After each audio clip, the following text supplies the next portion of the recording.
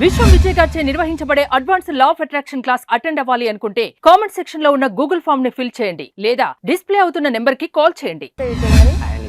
చాలా మంది business people చూస్తాం. సో రిచ్ అవ్వాలని వాళ్ళలో చాలా స్ట్రెస్ ఉంటుందన్నమాట. సో నార్మల్ గా ఉన్న వాళ్ళు ఏంటంటే లైట్ తీసుకుంటూ ఉంటారు. సో ఇప్పుడు అది కావాలని ఉంటది మనకి.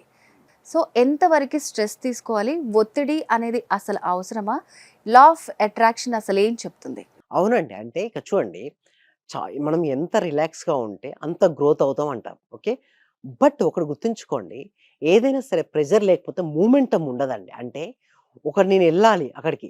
ఒక రీజన్ ఉన్నప్పుడు మన మూమెంటమ్ అనేది వస్తదండి. సపోజ్ ఇక్కడ నుంచి నేను ఢిల్లీకి వెళ్ళాలి. ఢిల్లీకి ఎందుకు వెళ్ళాలి? ఒక పని ఉంటేనే కదా మనం వెళ్ళేది. పని లేకపోతే మనం వెళ్ళం. అంటే లిటిల్ బిట్ టెన్షన్, అంటే కొంచెం ప్రెషర్ ఉంటే బెటరే. అంటే టెన్షన్ అవసరం లేదు. ప్రెషర్ అనేది ఒత్తిడి ఉంటే మీరు చూడండి, వాటర్ గూడా ఆ ప్రెషర్ యొక్క డిఫరెన్స్ వల్లనే మూమెంటం అనేది ఉంటుంది, వాటర్ డిఫరెన్స్. అందుకు ఇది ఒక బెలూన్ చూసినట్టయితే జ్యోతి గారు చూడండి. ఈ బెలూన్‌లో గనక మనం ఎయిర్ నింపితే ఇప్పుడు చూడండి, ఎలాంటి ఏమి లేదు దీనికి. బట్ ఎప్పుడైతే దీనికి ఎయిర్ వస్తే దానికి ఒక షేప్ అనేది రావడం జరుగుతుంది చూడండి. ఒకవేళ గనక లోపల ఉన్న ప్రెషర్ ఎక్సీడ్ అయితే ఏమవుతది? బర్స్ట్ అయిపోద్ది. పేలిపోతుంది. అసలు లోపల ఏం ప్రెషర్ లేకపోతే చూడండి నార్మల్ స్థాయి. అంటే మనిషి కూడా ఇలాగండి. సింపుల్ అండి. బెలూన్ స్థాయి మనకి ఇది గనక అర్థమైందనుకోండి, మొత్తం లైఫ్ అర్థమైపోయినట్టే. ప్రెషర్ ఎక్కువైపోతే ఫస్ట్, బట్ ప్రెషర్ లేకపోతే మూమెంటే ఉండదు, షేప్ ఉండదు. అంటే అదేవిధంగా లైఫ్‌లో కూడా ఏదైనా సాధించాలి అంటే ఉండాలి. బట్ అది ఎక్సీడ్ అవ్వకూడదు. మరి ఎక్సీడ్ అవ్వకుండా ఉండాలంటే ఏం చేయాలి? మెడిటేషన్ చేయాలి. ఇప్పుడు మరి మనీ గురించి ఆలోచిస్తే మనం ఏం చేయాలి? మనీ మెడిటేషన్ చేయాలి. మరి మనీ మెడిటేషన్ అంటే ఏంటి?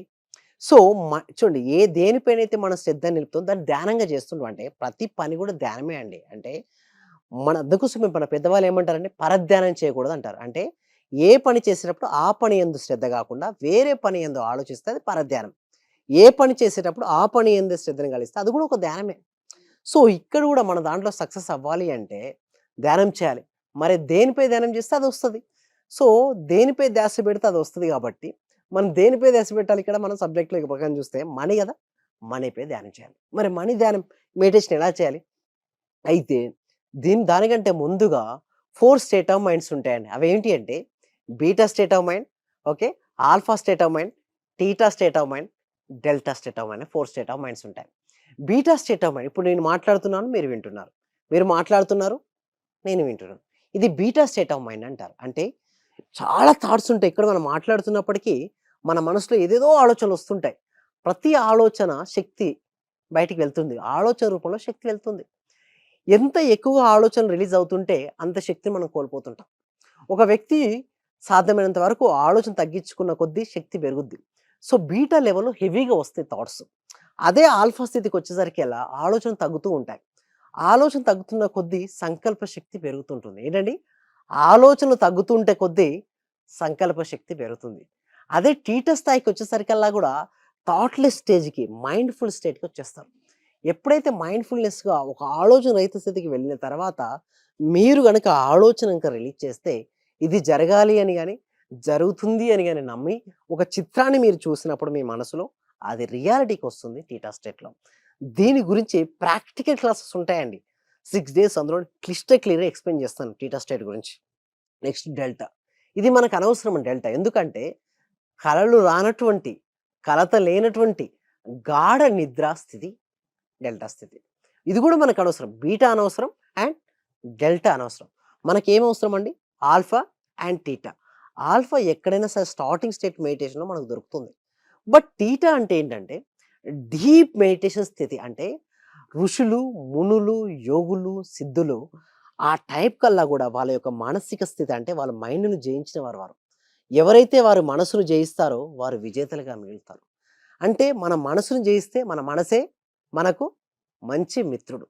ఒకవేళ మన మనసును జయించకపోతే మన మనసే మనకు చెడ్డ శత్రువు. మన మనస్సు మంచి మిత్రుడు కావాలి అన్నా, లేదా చెడ్డ శత్రువు అవ్వాలన్నా ఎవరికైనా చెప్పండి? మనమే. అంటే ఒక ప్రాపర్ ట్రైనింగ్ అనేది అవసరం అండి. అయితే మనకు 6 డేస్ ప్రాక్టీస్‌ని ప్రాపర్ ట్రైనింగ్ ఇస్తాను.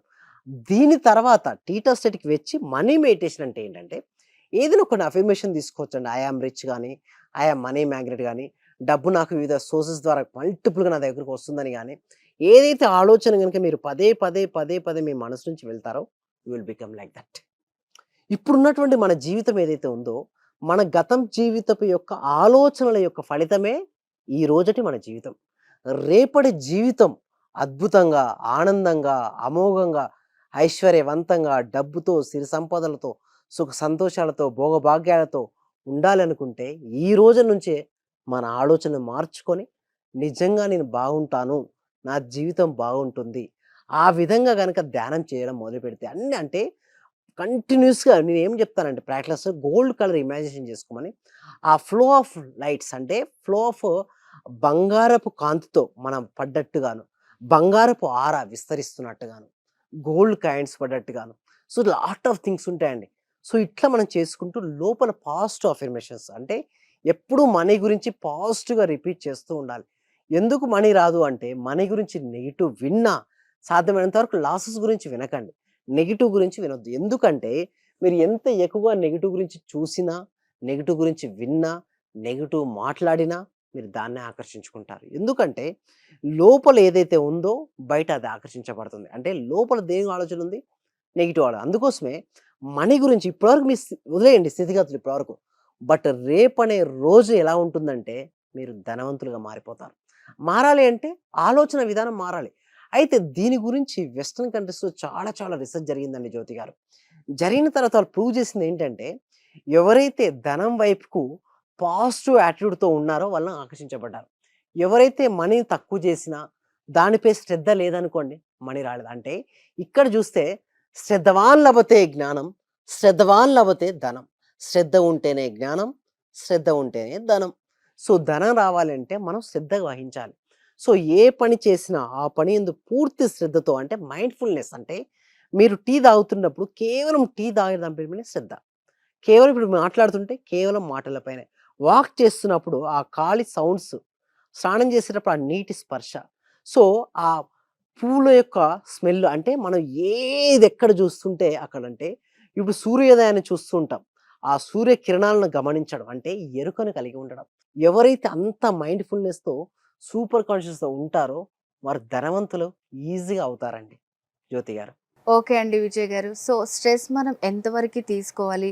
అది మనకి ఎలా ఉపయోగపడుతుందని దాని గురించి చాలా బాగా తెలియజేశారండి. Thank you so much. Thank you so much అండి. సర్వే జనా సుఖినో భవంతు. సమస్త లోకా సుఖినో భవంతు. నా రిజల్ట్స్ చాలా ఉన్నాయి సార్. Thank you sir. నాకు ఫస్ట్ ఆఫ్ ఆల్ నేను నమ్మలేదు మా సుధారాణి గారు చేస్తున్నప్పుడు. ఒకరోజు పౌర్ణమి రోజు చేపిచ్చారు నా చేత. నాకు ఆటోమేటిక్‌గా నాకు ఇంట్రెస్ట్ వచ్చింది. ఫస్ట్ మా హస్బెండ్ నన్ను ఇంట్లో గొడవ చేస్తుంటూ ఉండేవాళ్ళు ఆఫీస్ నుంచి ఇంటికి వచ్చే లోపల. ఫస్ట్ తన మీదే అనుకున్నాను. ఈ రోజు ఆఫీస్ నుంచి వచ్చి ఎంత రిస్క్ లో ఉన్నా సరే నవ్వుతూ స్మైలీతో నాతో స్పెండ్ చేస్తున్నారు. నేను మీకు పరిచయం అయిన దగ్గర నుంచి నేను డైలీ మార్నింగ్ క్లాస్ వింటూ ఉంటాను సార్. అంటే మాకు హోమ్ మేకర్ కదా, కుకింగ్ పని ఉండటం వల్ల నేను ఏదో ఒక టైం అంటే నైట్ కంపల్సరీ చేసుకొని పనుకుంటాను సార్. అట్లా టైంలో నేను నా గోల్డ్ అనేది బ్యాంక్ లో ఉంటే ఆ గోల్డ్ బయటకు వచ్చింది సార్. వచ్చింది హ్యాపీగా ఉంది సార్. నా కారు ఫైనాన్స్ లో ఉంటే అది గొడవలు అయ్యి ఇష్యూ లాక్కెళ్ళారు. అది మళ్ళీ తిరిగి వాళ్ళే తీసుకొచ్చి నాకు ఇచ్చేళ్ళారు సార్ నా కారు. చాలా హ్యాపీగా ఉంది సార్.